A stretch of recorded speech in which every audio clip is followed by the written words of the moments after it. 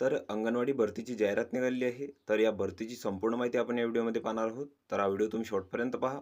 तर इथं बघू शकता एकात्मिक बालविकास सेवा योजना अंतर्गत एकात्मिक बालविकास सेवा योजना प्रकल्प लातूर ग्रामीण जिल्हा लातूर या प्रकल्पांतर्गत खाली नमूद केलेल्या अंगणवाडी सेविका तसेच अंगणवाडी मदतनीस या पदांसाठी इथं भरती करायची आहे आणि त्यासाठी इथं पात्र उमेदवारांकडून अर्ज मागवण्यात आलेले आहेत.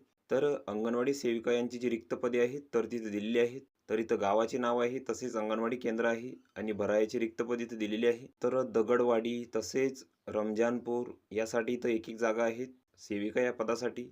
तसेच अंगणवाडी मदतनीस यांची जी पदे आहेत तर ती इथं 27 आहेत.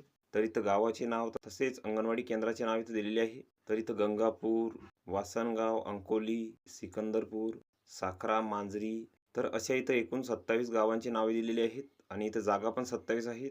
तसेच या पदांसाठी जी शैक्षणिक पात्रता आहे तर तुम्हाला इथे किमान 12वी उत्तीर्ण लागेल किंवा समकक्ष पात्रता तुम्हाला इथे लागणार आहे. तसेच या पदांसाठी तुम्हाला वास्तव्याची अट इथे राहणार आहे. तर अंगणवाडी सेविका व मदतनीस या पदावर फक्त त्या गावातील ग्रामपंचायत नव्हे तर महसुली गाव, वाडी, वस्ते, पाडे या क्षेत्रातील रहिवासी यांना स्थानिक इथे समजण्यात येईल आणि त्याबाबतचे तुम्हाला स्वयंघोषणापत्र किंवा आधार कार्ड किंवा रेशन कार्ड तुम्हाला इथे लागेल किंवा रहिवासी दाखला तुम्हाला इथे लागणार आहे. तसेच या पदांसाठी जी वयोमर्यादा आहे तर ती 18 ते 35 वर्षापर्यंत आहे. तसेच विधवा उमेदवारांसाठी जी वयोमर्यादा आहे तर ती 40 वर्षापर्यंत आहे आणि त्याबाबतचा तुम्हाला इथे पुरावा लागणार आहे. तसेच तुम्हाला लहान कुटुंबाचे प्रमाणपत्र इथे लागणार आहे. तसेच या पदांसाठी तुम्हाला भाषेचे ज्ञान इथे लागणार आहे. तर या पदांसाठी अर्ज करणाऱ्या उमेदवारास मराठी भाषेचे ज्ञान असणे इथे आवश्यक आहे. तुम्ही 10वी किंवा 12वी किंवा त्यावरील शैक्षणिक पात्रतेमध्ये किमान एक पात्रता मराठी भाषेसह उत्तीर्ण असणे आवश्यक आहे. तसेच ज्या अंगणवाडीमध्ये 50% पेक्षा जास्त मुले मराठी भाषे व्यतिरिक्त इतर भाषा बोलणारे असतील तर अशा अंगणवाडीमध्ये सेविका किंवा मदतनीस पदांसाठी सदर भाषेचे ज्ञान असलेल्या उमेदवारांची नियुक्ती इथं केली जाणार आहे. तसेच उमेदवार विधवा किंवा अनाथ असल्यास त्याबाबतचे तुम्हाला इथं प्रमाणपत्र लागणार आहे. तसेच तुम्हाला जातीचे प्रमाणपत्र लागेल आणि जर तुमच्याकडे अनुभव असेल 2 वर्षाचा तर त्याबाबतचे पण तुम्हाला इथं प्रमाणपत्र लागेल. तसेच तुमच्या नावात जर बदल असेल तर त्याबाबतचा तुम्हाला इथं पुरावा लागणार आहे. तसेच एकाच गावात अंगणवाडी सेविका व मदतनीस अशी दोन्ही पदांसाठी जर तुम्हाला अर्ज करायचा असेल तर तुम्हाला इथं दोन्ही पदांसाठी स्वतंत्र अर्ज करावा लागेल.